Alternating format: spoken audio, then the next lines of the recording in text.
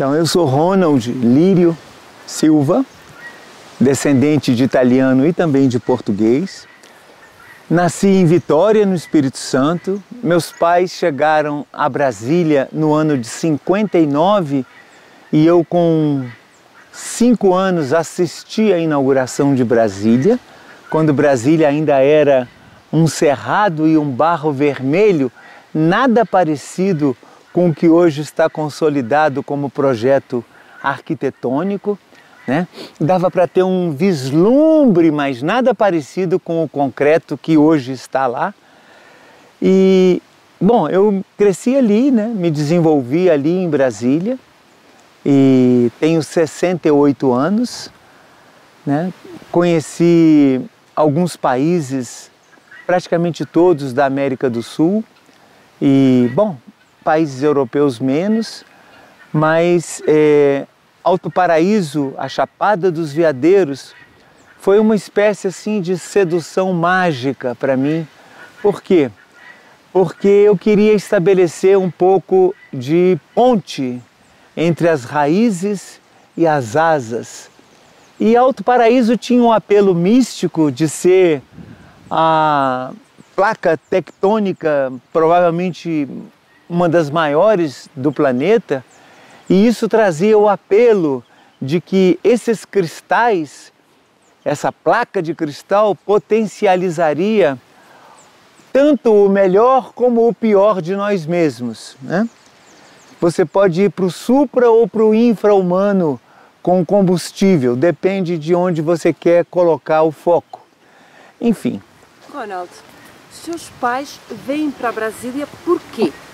Vem para Brasília com o projeto da nova capital, pioneiros, promessas de sucesso profissional, oportunidade profissional, a nova capital, a aventura também da nova capital no meio do cerrado. O que eles vêm fazer cá? Meu pai, advogado, né? Ele veio já para um projeto de estabelecimento daquilo que depois se tornou a Nova Cap, é o projeto da nova capital. Então ele foi diretor da área de telecomunicações, foi diretor da área de águas também em Brasília. Ele é uma pessoa que chegou como pioneiro e teve várias oportunidades de engajamento no projeto de construção administrativa, inclusive de Brasília. E sua mãe, o que ela fazia? A minha mãe era dama da casa. Ela veio como uma companheira desses homens arrojados, né? Ela muito guerreira, porque nós moramos em acampamentos, casas de madeira, porque nada estava ainda, em termos arquitetônicos, concebido, aliás, concretizado, concebido sim. Mas então os engenheiros, os advogados, os administradores, eles tinham acampamentos com casas pré-construídas que funcionavam para esse pessoal que veio se estabelecer na nova capital e fazer a gestão administrativa inicial dessa nova. Havia uma zona só para essas profissões ou estava tudo? Não, o trabalhador de um modo geral. Bom, Brasília estava no auge de edificações e tudo. Então, claro que você tinha ali o trabalhador braçal que veio para construir, eram os pedreiros, os carpinteiros, os mestres de obras. Então, Brasília era um canteiro de obras, como um todo. Mas aí, claro que aí havia também o pessoal que veio para coordenação logística administrativa do projeto. E tinha áreas, o pessoal administrativo estava numa área, o pessoal obrero estava noutra. Como se chamava a área onde vocês estavam? A área que nós estávamos era acampamento do DAE, acampamento do Departamento de Água e Esgoto de Brasília. Então ali estava sendo organizado o projeto da Estação de Águas e Esgotos de Brasília, o fornecimento das águas. E meu pai era uma pessoa que veio assumir um dos cargos de direção. Como é ter 5 anos, 6, 7 e viver num acampamento? Olha, muito interessante, porque eu acompanhei, por exemplo, uma coisa muito interessante de Brasília, porque tudo parece muito poético e muito bonito, mas tem algo mais. Sempre as contradições estão juntas. E eu me lembro que quando chegava o dia de pagamento dos trabalhadores, esses pagamentos às vezes atrasavam. E eram pessoas muito do norte e nordeste do Brasil que foram alocadas fundamentalmente para serem esses braçais. E eles não eram pessoas assim muito afetas ao diálogo, à filosofia, eles queriam o dinheiro deles. Então tinha tiroteio, tiros para cima, ameaças, porque inclusive eram pessoas que chegavam o dia do pagamento, se não estava, atrasava 5 dias, 10 dias, 15 dias, ficavam bravos. Então a força policial não era tão grande também ainda. Então assim, era uma cidade que ainda estava assim, muito na mão de todos. E a sociedade ia se configurando de maneira mais espontânea. Então, os espaços eram assim. Então eu me lembro, eu com 5 anos, meu pai e minha mãe apavorados. Olha, tá tendo tiroteio lá na sede, né, dos trabalhadores, porque o pagamento não chegou. E eles, né, bebiam, os trabalhadores, pessoas mais primárias, álcool e bala. Então, como era o abastecimento alimentar numa cidade dessas? Olha, é claro que era precário. Nós tínhamos uma pequena periferia ali, que depois hoje é o núcleo bandeirante em Brasília, era chamada Cidade Livre. Cidade Livre era um bairro da periferia, que ali sim, nordestinos, mineiros, pessoas de Minas Gerais principalmente, do Goiás, mas assim com mercados. Então assim, o abastecimento, embora não fosse 100%, mas chegava. Claro que o trânsito das mercadorias e tudo era bem mais lento. Por exemplo, quando eu cheguei nesse lugar aqui, eram 10 horas de viagem, porque não havia asfalto. Hoje são 2 horas. Brasília, Alto Paraíso, né? E para você ir na escola, como era? Você ia com os seus irmãos, você tem irmãos, não tem? Você ia com os seus amigos, como era? Bom, quando eu tinha 5 anos, ia nascendo, quando eu estava com 6, o meu primeiro irmão, que é o irmão do meio. Mais lá na frente, em 63, nasceu o meu irmão caçula. Então, minha escola era Jardim da Infância, acho que vocês chamam de infantes, né? Não, exatamente como você, Jardim de Infância. Ah, que bonitinho! Então, e aí esse Jardim da Infância era muito interessante, né? Que era uma escola pública, bonitinha, arrumadinha, na Praça 21 de Abril. Então essas primeiras coisas, elas tiveram essa preocupação. Não fiquei sem escola. Então, no ano de 1960, 61, eu estava nesse Jardim da Infância, com pouquíssimas coisas na cidade. Brasília é um avião, o projeto de Brasília é um avião. Tem um corpo e tem 2 asas. Para vocês terem uma ideia, a asa norte, que hoje é assim, um the best, né, do bairro classe média em Brasília, eu via e tinha puras lojas só no começo da asa norte de madeira, de eletrodomésticos, de não sei o quê, e tudo barro até o fim. Nem pensar em superquadras, edifícios e menos ainda o asfaltamento. Isso aí veio lá na frente. Então é isso. Bom, então vocês ficam lá até quando, não é? O seu pai vai trabalhando ali e vocês ficam em Brasília até quando? Até sempre, né? Porque eu continuo tendo uma base lá e outra aqui. Então, conta pra gente como é que você faz. Você faz o ensino médio, etc. Sim. Tudo por lá e depois? Bom, ali em Brasília eu fui uma pessoa que fez o ensino médio e depois fisioterapia, porque acabei... tem um lado meu muito pragmático e até capitalista, porque eu fui dono de empresas de automóveis em Brasília, multimarcas, mas sempre tive também uma necessidade muito grande de tomada de consciência do sentido desse grande jogo de contradições da vida. Então eu passei um ano viajando pela América de mochila, quando eu tinha 21 anos. Ali eu saí, viajei, e eu era já um esportista de automobilismo e do motociclismo, eu sempre amei a adrenalina, e aí eu fui para o Chile, né? O segundo país, terceiro país que morei na América do Sul. Fiquei quase um ano lá. E ali eu corri o campeonato de motovelocidade do Chile, categoria 750, eu fui campeão chileno. Eu era muito louco na velocidade, né? Era uma paixão e tudo. E aí depois, quando voltei para o Brasil, eu voltei já com um projeto de asas e raízes, né? Assim, a minha base era automóvel, mecânica, e consequência natural é que eu passei a trabalhar com restaurante natural, já que eu voltei do Chile já completamente focado num caminho com yoga, aprendi isso lá. Durante o campeonato eu fui treinado por uma pessoa com yoga e eu vim para cá já com esse projeto de dar andamento a isso, ampliar isso, não só a pesquisa como a prática. E aí eu tive um restaurante natural de um lado e migrei para loja de automóveis para o outro. E aí? Esse restaurante era em Brasília onde? Em Brasília, na Asa Norte, eu já estava com a loja de automóveis e na Asa Sul era um restaurante natural.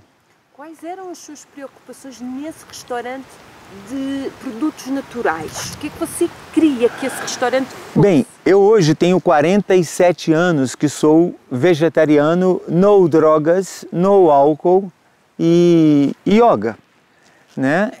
Eu conheci aditivos psíquicos vários, né? Foram experiências que eu não descarto porque elas se integram, mas eu fiz uma escolha de um projeto Saúde e Consciência pessoal.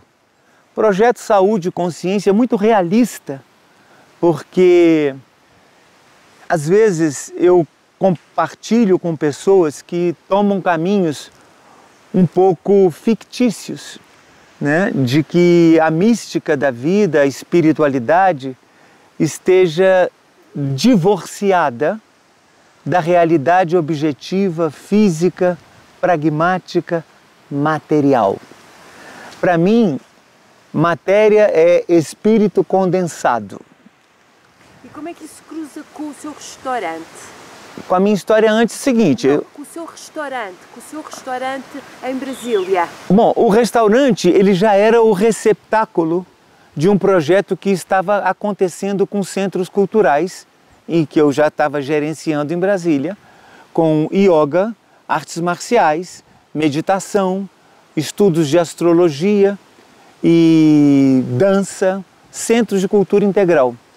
E aí o restaurante passou a ser uma consequência, já que eu era vegetariano, já que eu tinha toda uma necessidade de alimentação mais saudável, eu me associei com uma pessoa que se tornou minha companheira, é mãe de duas filhas que eu tenho, uma delas é triatleta e é oficial de bombeiro hoje, e a outra é comunicóloga, está nos Estados Unidos. Essas filhas vieram desse relacionamento. Esse relacionamento é que ela era uma master em alimentação natural, tinha uma formação em macrobiótica, mas entramos com o caminho ovo-lacto vegetariano e o Jardim das Delícias, que era o Jardim da Flauta de Tamino, era o nosso restaurante natural. E essa sua companheira, ela chega na sua vida quando?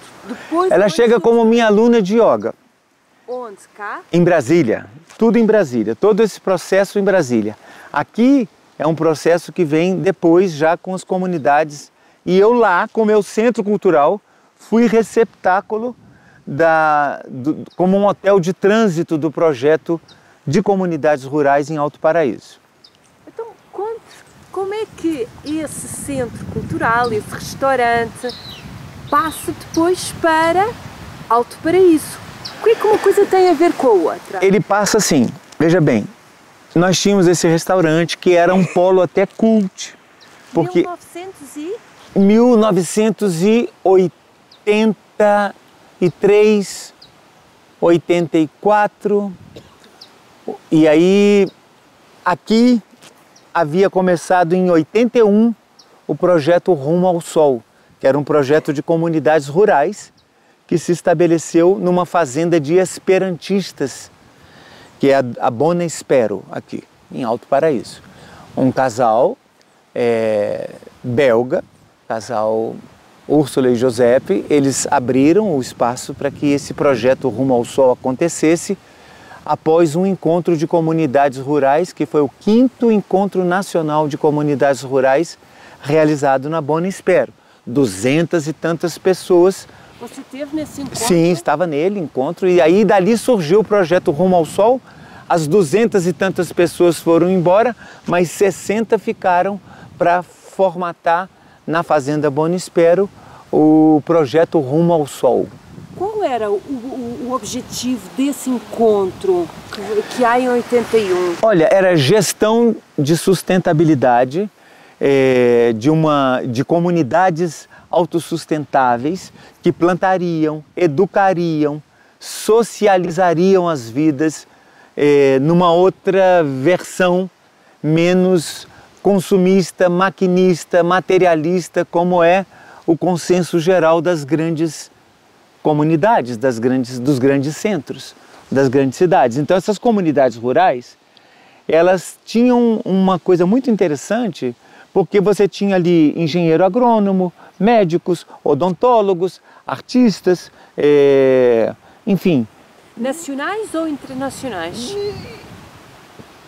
Predominantemente 90% nacionais, que eram projetos dentro do país. E esse projeto Rumo ao Sol, ele trouxe individualidades de comunidades rurais que haviam na Bahia, que haviam no Mato Grosso, que haviam no sul do país, no leste do país. Então, algumas individualidades chegaram, engenheiro agrônomo, um médico, um odontólogo, um advogado, enfim, as pessoas se juntaram para construírem uma sociedade mais justa. E onde era exatamente esse projeto? Onde é que ele estava sediado exatamente? Inicialmente ele estava a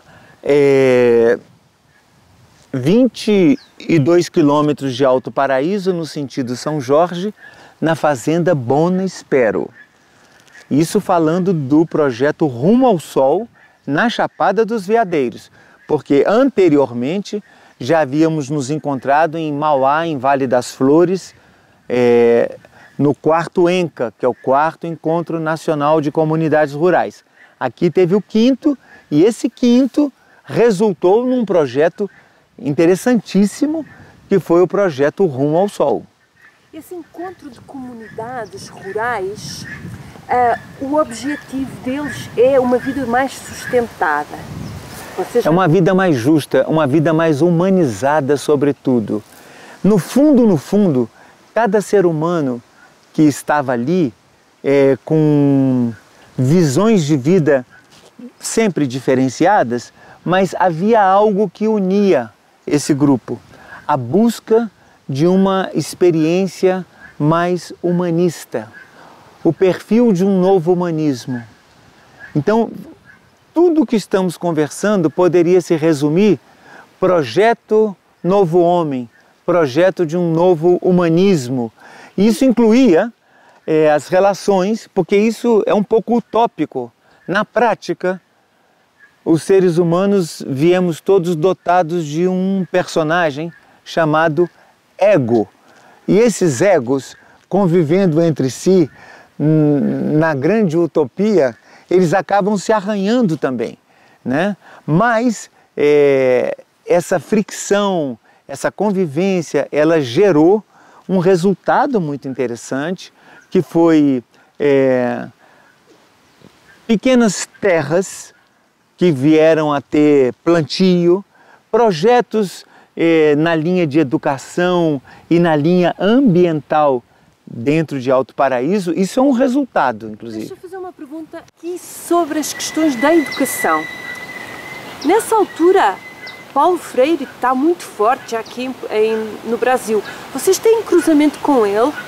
Sim, veja bem, nós predominantemente, essas pessoas que viemos com a busca de uma sociedade mais equânime, mais justa, e que a educação viesse a ser produto da convivência e não uma doutrina imposta, que esse é um diferencial, porque hoje a escola, a nível mundial, ela é eminentemente conteudista, despeja o conteúdo, assimile-se e perpetue-se a atual estrutura social. O diferencial, Paulo Freire, é justamente que a educação é produto do meio. Essa percepção, digamos que ela é predominante nessa galera que chegou com esse projeto. Mas você encontra uma realidade. A realidade é que não havia nem alfabetização. As professorinhas voluntárias, com a equação possível dentro do disponível. E era educação comum e corrente. Mas pelo menos nessas comunidades nativas, essa foi a parceria. Entregamos alfabetização, entregamos produtos como a adoção de medidas sociais que pudessem facilitar uma nutrição melhor para essas comunidades, né? As crianças que não tinham necessariamente muito apoio. Então, houve esse resultado. Em termos de organização, você fala de nós. Quem é o nós? Nós vamos dizer, inicialmente esse núcleo de 60 pessoas, aproximadamente, que ficaram na Fazenda Bom Espero e depois se alojaram numa comunidade próxima de Alto Paraíso, que fica a 20 quilômetros, que é o Moinho, que é uma comunidade bem nativa. E ali nós nos deparamos, né, com as desigualdades todas, as deficiências, a desinformação total do mundo como um todo, porque era uma comunidade calunga, né, eminentemente nativa. Então houve uma dicotomia entre nativos e alternativos, e essa aliança, essa parceria, onde principalmente a comunidade que estava acolhendo essa chegada do novo pudesse entender que não era um festival de perdas para eles, mas possibilidades de ganhos.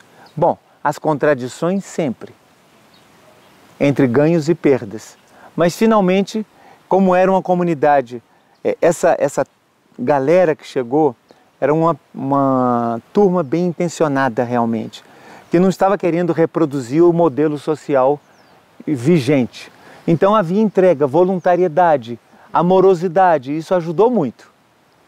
Ajuda a gente a entender quem eram os Calunga em 1980, 85, 87, por aí. Quem eram os Calunga? Os Calungas eram esta comunidade, o que é que eles tinham? Uma boa parte dessa comunidade, além do goiano interiorano, eram remanescentes de escravos foragidos. Então, algumas comunidades, como lá vocês vão ver em Cavalcante, lá no Engenho é uma comunidade que no Brasil existe a tal da coluna Prestes, que é justamente a rota de fuga dos escravos que se alojaram aqui e ali e formaram comunidades nativas, escapando do rigor da escravidão. Então são escravos que fugiram dos seus engenhos e vieram se estabelecer em lugares pontuais e ali formaram pequenas comunidades. Esta em particular, esta Calunga em particular, no Moinho onde vocês estiveram com ele... Calunga você tem que falar, Calunga são povos originários dos escravos. Você vai encontrar no Moinho, vai encontrar em Cavalcante, lá em cima. Nós estivemos ontem. Ah, estavam lá? Ah, sim. Vão encontrar em vários lugares. Mas ajuda a entender quais eram as carências destas pessoas. Quem é aquele... Você já disse quem eles eram, mas em 1985, vésperas de uma ditadura aqui no Brasil... Véspera não, plena vigência. Vocês começam em 82, 81. O projeto nosso aqui é 80 para 81, o projeto. Ditadura militar. Ditadura militar e depois... 64 começou a ditadura militar. Então, em pleno 80, 81, estávamos com Geisel, que era um... Desculpe. Né? Como é? Quem é que é esta gente? Olha, essa pressão do autoritarismo, da submissão da vontade pelo regime militar, provocou vários ensaios de possibilidades mais humanizadas e mais libertárias. Porque o que essas pessoas mais queriam era a liberdade de serem elas mesmas. E você, num regime militar autoritário, a sua liberdade de expressão e até mesmo de condução pessoal passa por limites, né? Então isso aqui era uma espécie de vamos descortinar o novo. Claro que você se depara com uma comunidade que é desinformada. Por exemplo, quando cheguei aqui, não tinha telefone. Aqui havia, na comunidade Bono Espero, uma unidade de rádio amador e no meu centro cultural em Brasília, uma outra unidade, nós nos comunicávamos por rádio amador. Então, olha, estamos precisando de uma saca de farinha.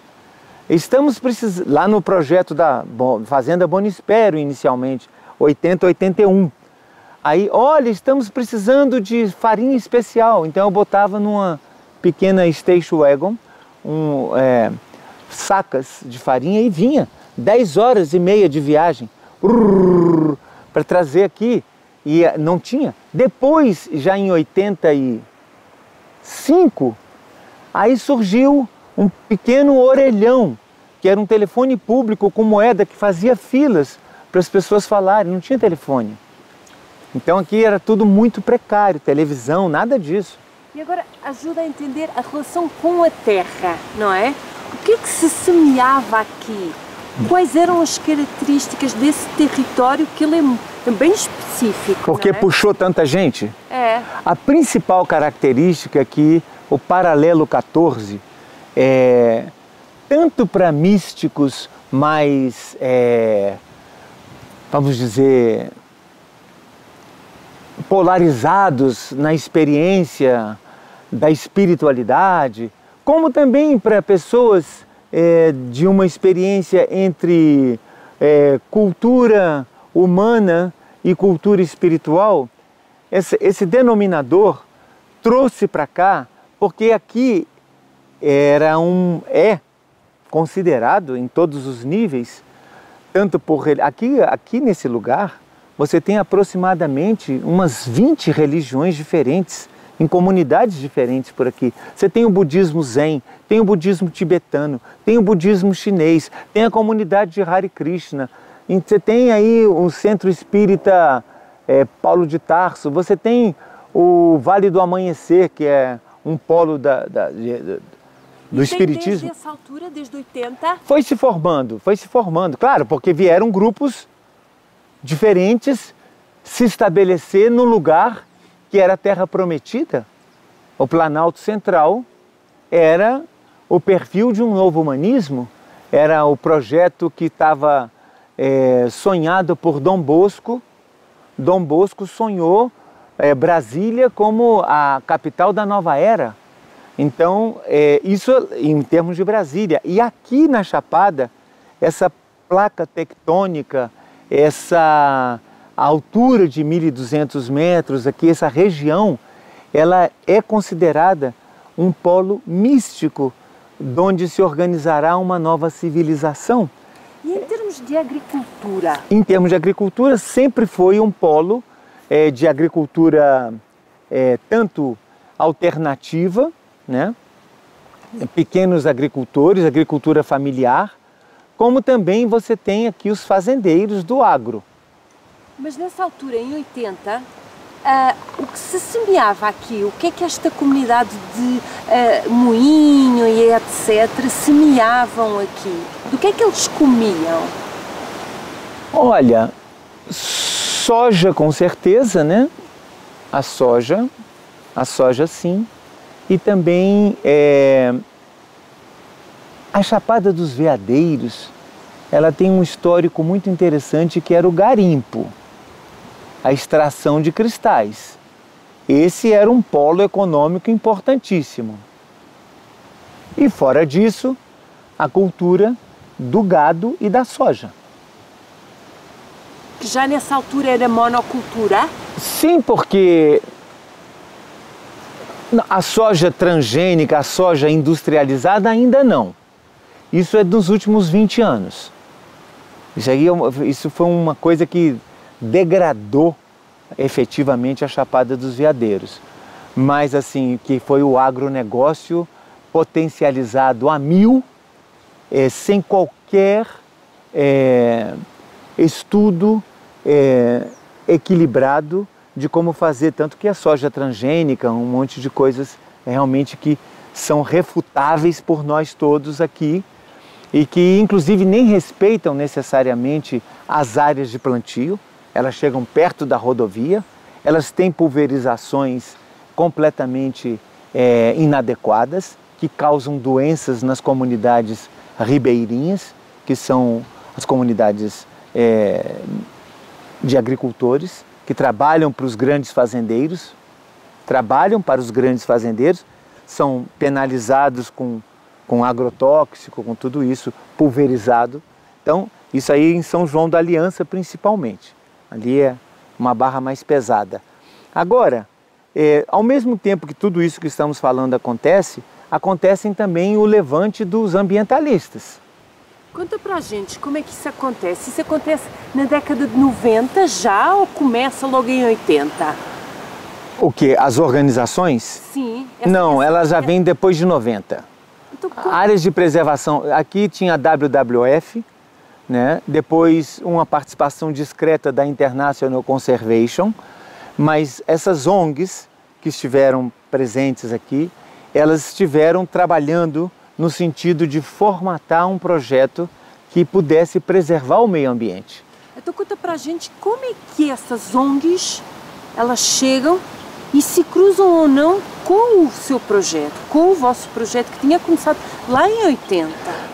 Olha, isso corre um pouco à revelia, porque vieram técnicos para cá, estabeleceram uma sede da WWF, eventualmente contrataram pessoas do lugar que tivessem um perfil mais técnico também para participarem.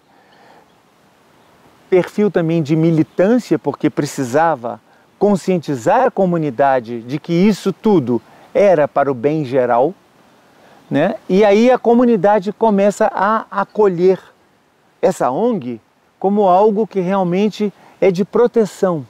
1900, olha, para ficar bacana mesmo, verdadeiro, nós podemos falar de 1990 em diante.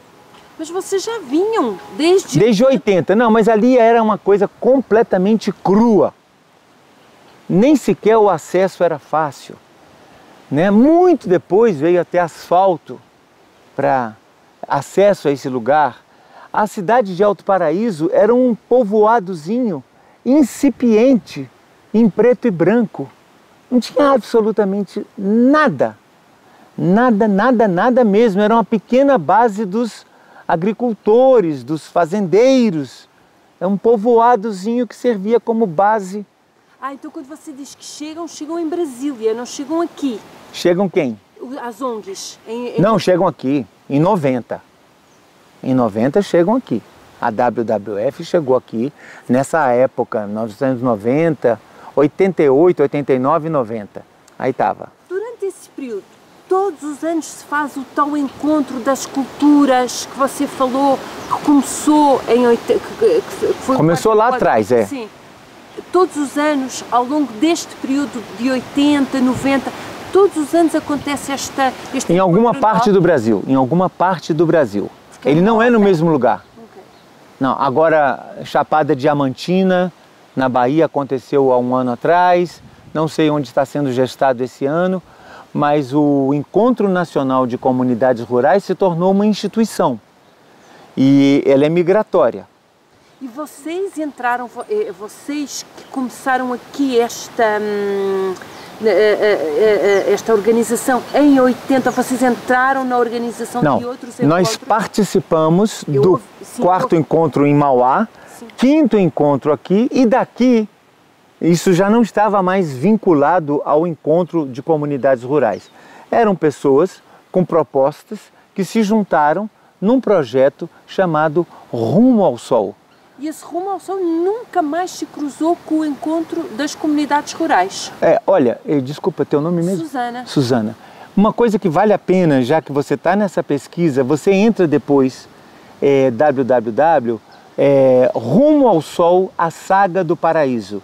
Existe um documentário feito por um cineasta chamado Luiz Savi, tem até vários depoimentos meus lá, e de várias pessoas desse projeto. E esse projeto Rumo ao Sol, ele está definitivamente assim, sistematizado nesse filme, nesse documentário, em que aparecem as etapas desse projeto, e aparecemos nós aqui hoje com 68, com 20 e poucos, nus, tomando banho de cachoeira, alguns já com filhinhos de 2, 3 aninhos, todos pelados, tomando banho nos rios, que naquele tempo não eram atrativos.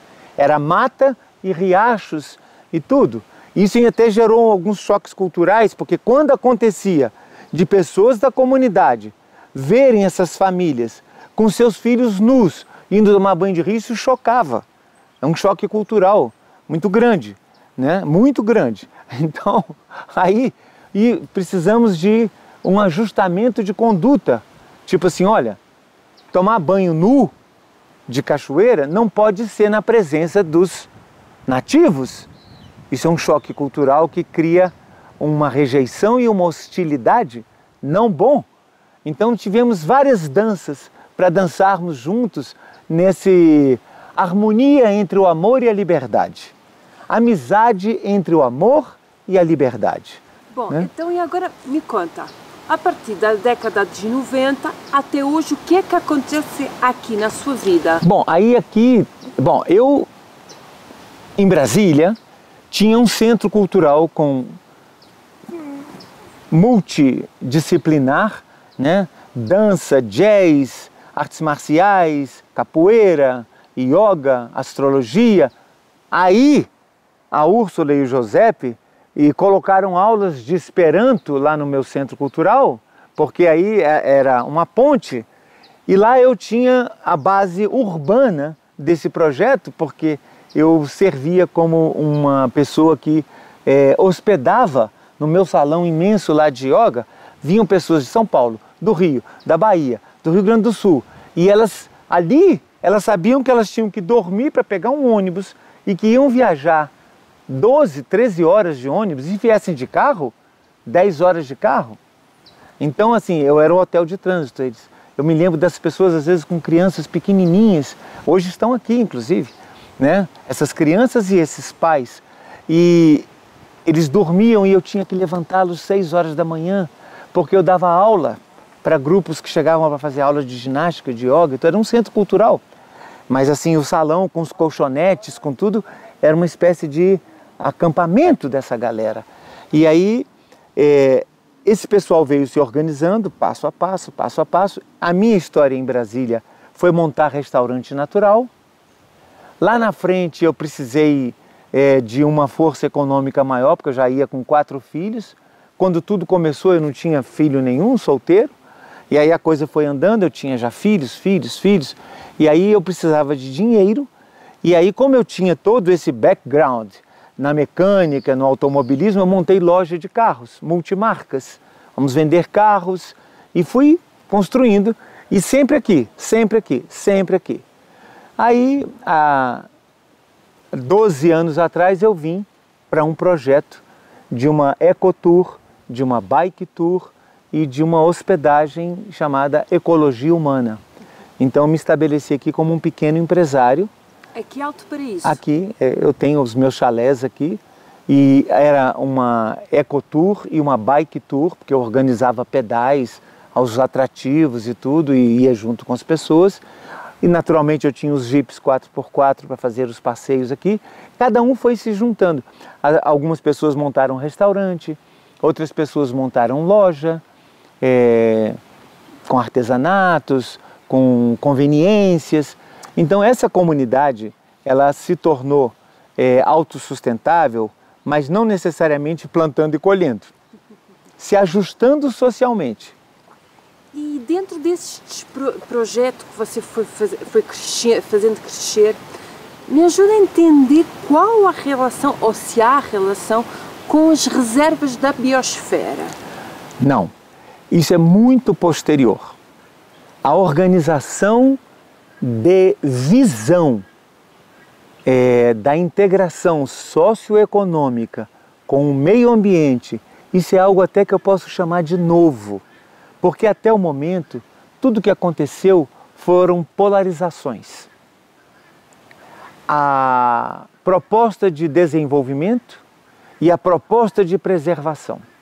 Então, chegou a um nível de fanatismo, algumas vezes, em que vamos segregar o turismo. Não é necessário, porque precisamos proteger a fauna e a flora. Me dá um exemplo de quando isso chegou nesse ponto de segregação. Propostas nos conselhos ambientais de que fosse restringido o turismo.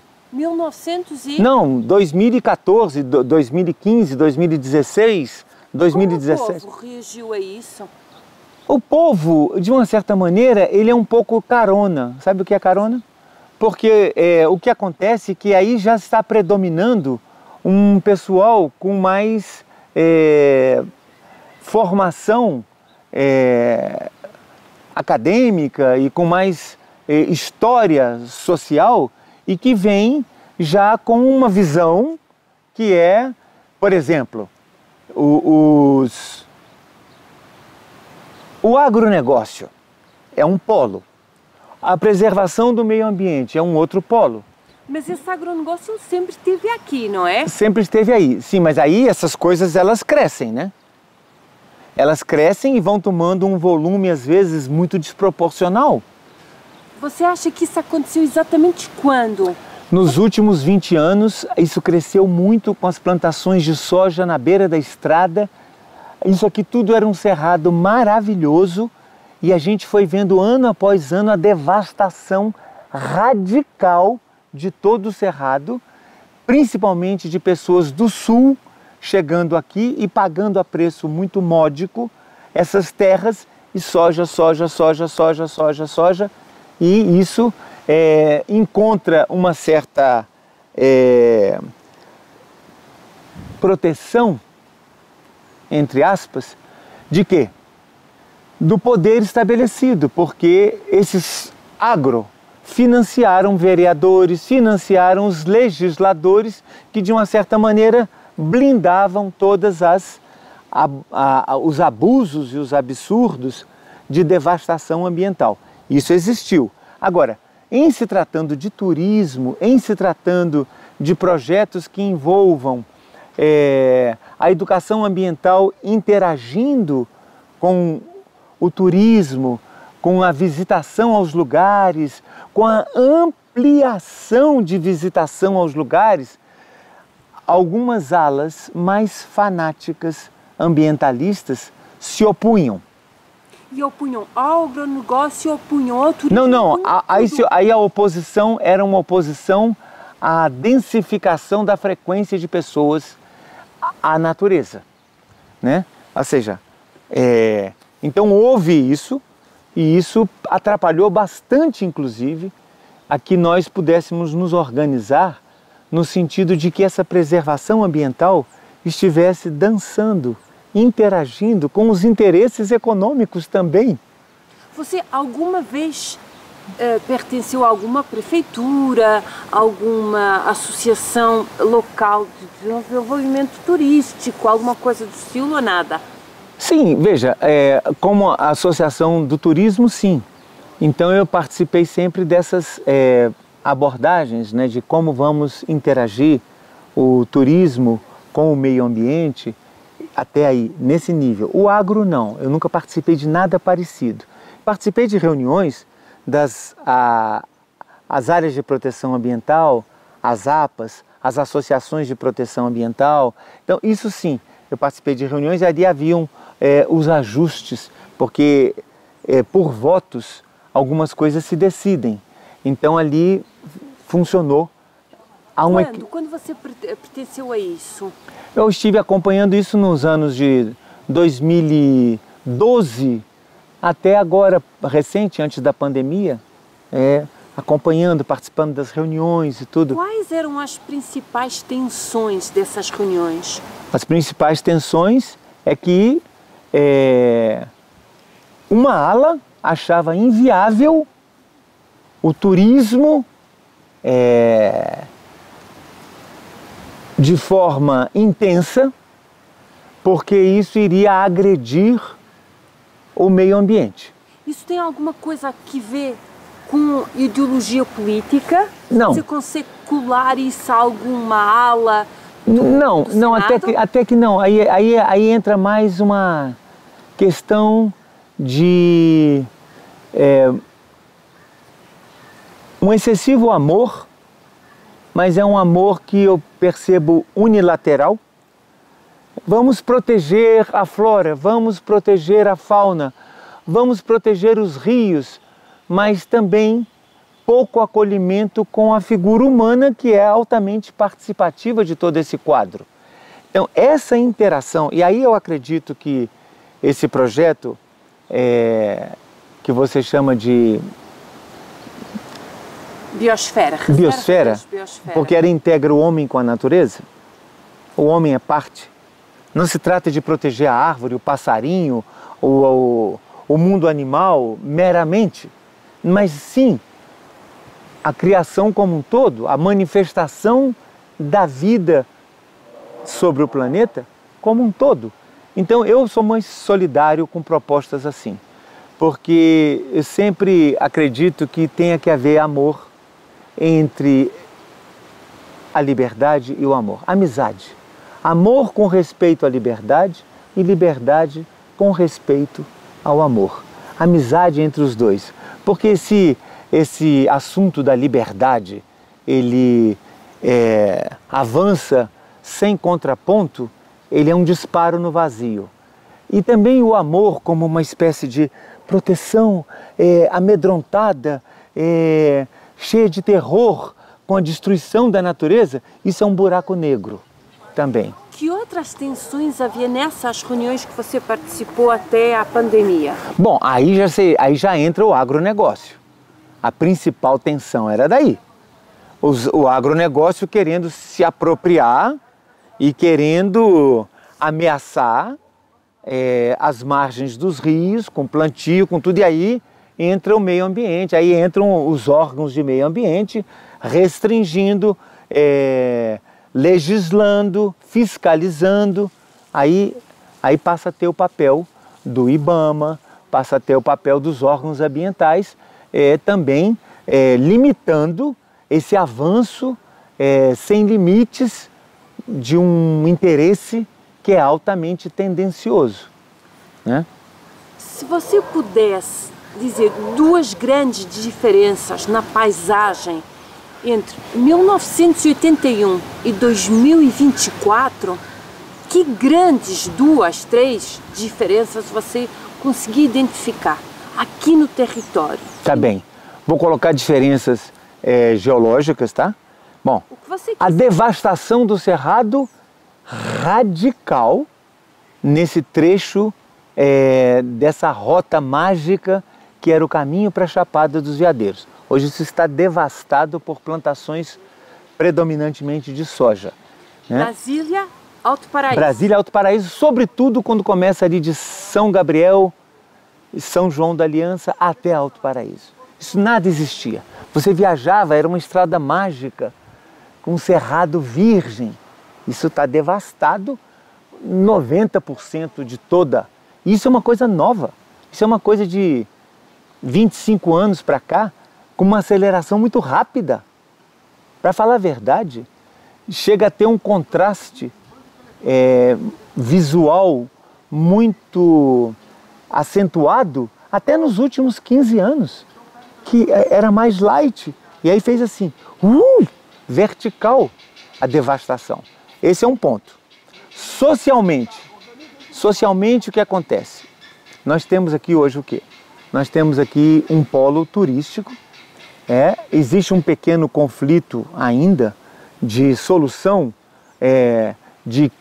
da gestão desse lugar. A gestão da Chapada dos Veadeiros ainda predomina nos coronéis das fazendas e tudo mais, ainda predomina.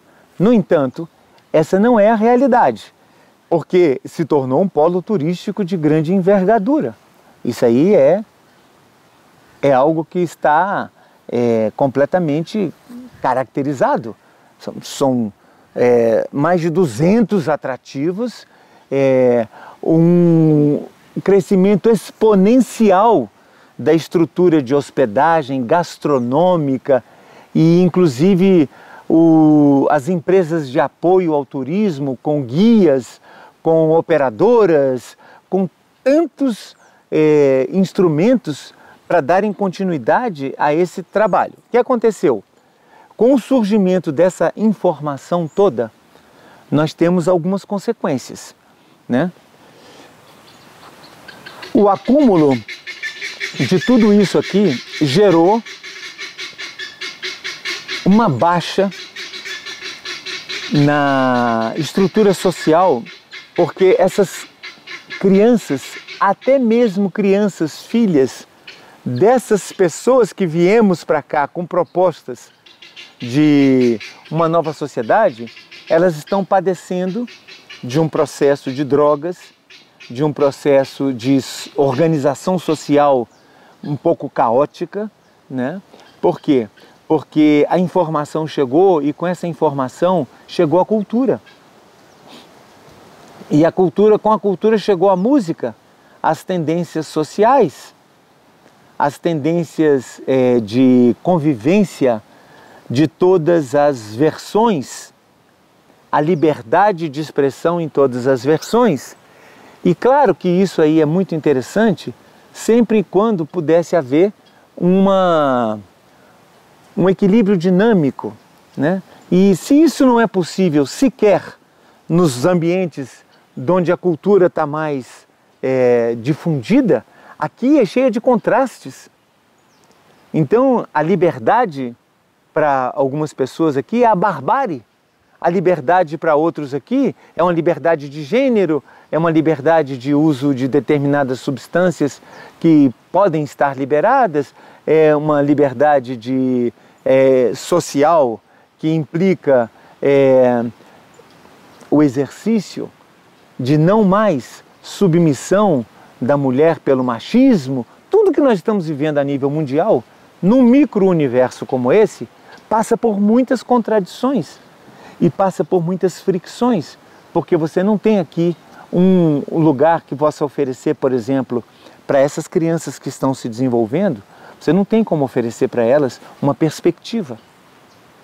Então, as crianças começam a ter processos de gravidez precoce, começam a ter processo de acesso à droga de uma maneira mais rápida e mais frequente. Por quê? Porque não tem um ambiente ainda definido para uma experiência multidisciplinar.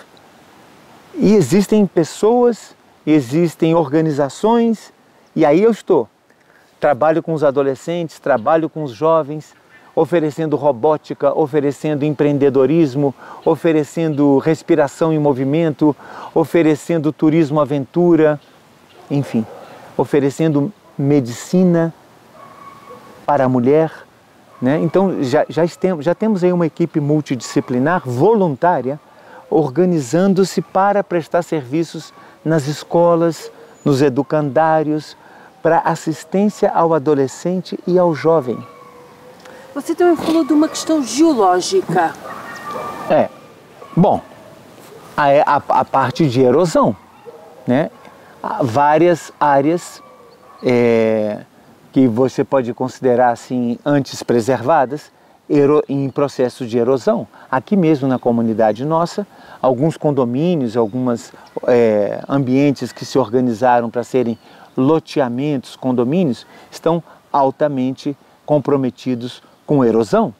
Ou seja, houve um crescimento um pouco desmedido, porque os interesses criados, eles avançaram mais do que a organização social, né? Essa é a relação dispar em tudo isso. Ou seja, os interesses criados predominantemente se colocaram à frente de uma organização social equânime e justa. Então tem prejuízos sociais, tem prejuízos ambientais, tem prejuízos geológicos, claro, que são isso tem sido bem fiscalizado pelo IBAMA, às vezes com muito rigor, justamente de construções nas beiras do rio, às margens do rio. Ronald, nós estamos quase a terminar a nossa entrevista, porque eu estou adorando ouvir falar, mas eu não quero mais gastar seu tempo, estar aqui. Olha, eu faço com prazer, tá, Susana, pelo seguinte, eu sou um dos grandes interessados nessa experiência das asas e das raízes. Eu tenho uma proposta pessoal de vida que é ampliar a consciência minha de mim mesmo. Eu não tenho nenhum projeto de vida maior que não seja consciência. Mas isso inclui ganhar dinheiro, viver dignamente, fazer viagens, cuidar dos meus filhos, ter uma relação amorosa, amistosa, em família e com os amigos e com a sociedade onde eu vivo. Então esses temas que nós estamos tratando aqui são temas inerentes à minha vida. Então não tem nenhum problema. Então, para si, o que é ser aqui do Cerrado? O que é ser aqui de Alto Paraíso? Bem, o que esse ambiente da natureza proporciona inicialmente para mim?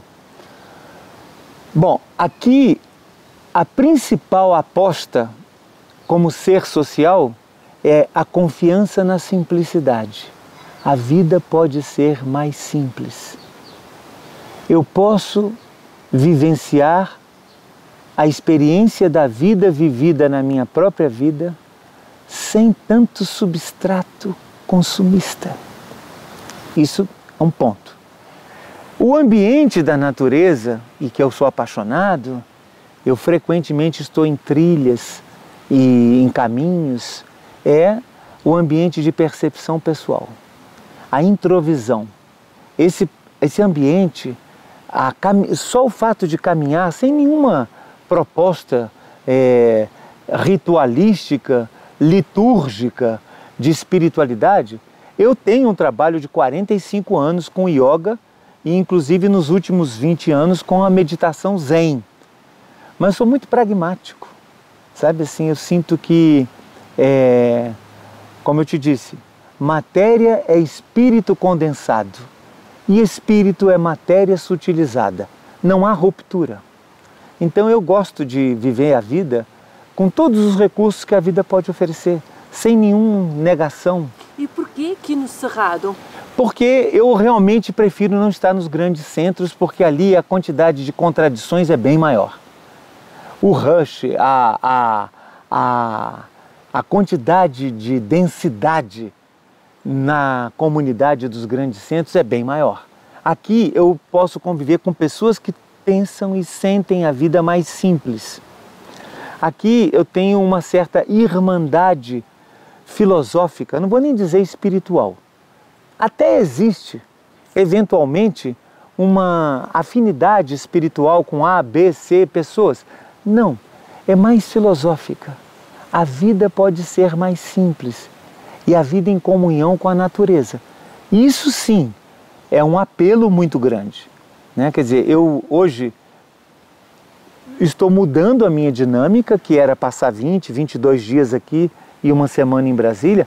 Agora eu estou ficando lá 10, 12 dias e 10 dias aqui, porque eu tenho um papai de 94 lá e uma filha de 15. Essa filha de 15 chegou a estudar aqui numa escola fantástica, que lembra um pouco o projeto do Rudolf Steiner, que é o projeto da antroposofia, mas assim, é uma escola do budismo tibetano, muito incrível. Não, Waldorf nada tem a ver com budismo. Não, não tem. Não é esse o ponto. Eu estou dizendo que é uma escola que imita o projeto Rudolf Steiner. Por quê? Porque eram escolas participativas, colaborativas e principalmente escola de projetos, interturma, interclasse. Minha filha esteve 1 ano comigo aqui. E aí o que acontecia? As crianças, elas eram parte o tempo inteiro. Elas preparavam e serviam elas serviam o lanche, recolhiam o lanche, a aula de cultivo e de horta, aula de arte, aula de origami, enfim, uma escola campo, inclusive, do budismo tibetano, mas sem nenhuma tendência de catequese. Não.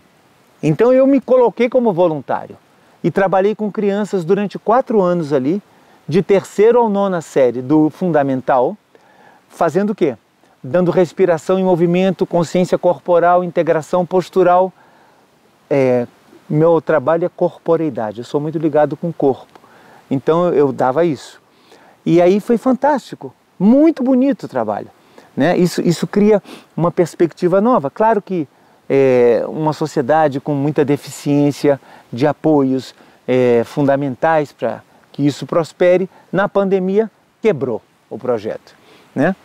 Quebrou e fechou a escola. Hoje, nessa mesma escola, estamos nos reunindo pessoas com formações diferentes em dança, em medicina, em fisioterapia, em robótica, em empreendedorismo, enfim, turismo, para oferecer a jovens e adolescentes uma outra perspectiva.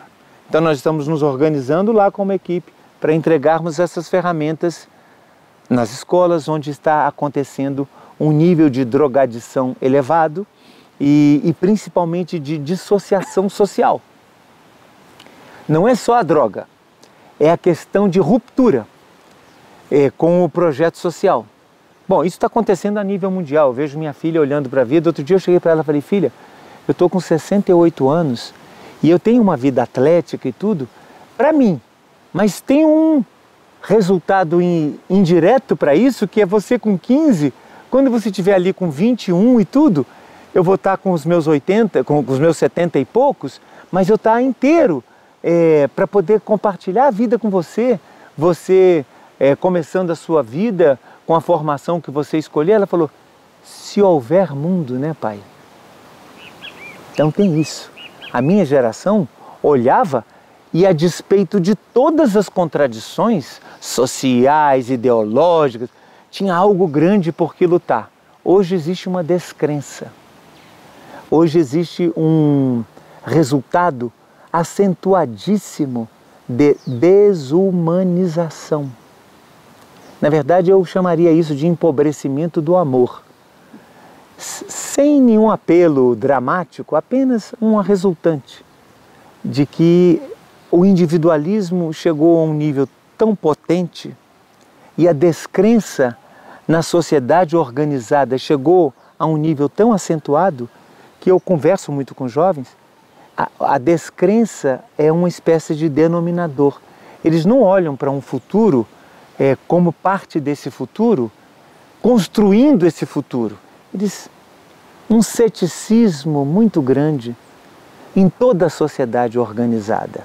Eles desfrutam das tecnologias, TikTok, mídias sociais, estão focados ali. Então é um processo alienante em grande parte, porque as relações foram para um aspecto completamente virtual. Então, isso é um aspecto. Então, esse assunto ele me toca o coração. Trabalhar com o jovem. Oferecer para eles ensaios de outras possibilidades. Nenhuma pretensão messiânica, que eu nem acredito nisso absolutamente. Mas assim, oferecer ensaios de possibilidades. Olha, temos outras possibilidades. Olha, vamos olhar nos olhos. Assim, a equação possível é o instante. É o cerimonial do instante. O resto é o resto. Então, assim, esse ponto sim, é o que eu tento com a minha filha. Eu falo para ela, você é o resumo de tudo que é possível. Então, se você puder viver esse cerimônia, 15 anos, acabei de fazer a festa dela lá em Brasília, entre amigos, um dancing, enfim, toda uma festinha lá, num ambiente que eu aluguei para fazer para ela, mas assim, eu absorvo muito isso, entende, Suzana? Muito bem. Eu absorvo que há um trabalho, há uma antítese muito grande desse jovem ao que foi sendo gestado e consequente sociedade humana.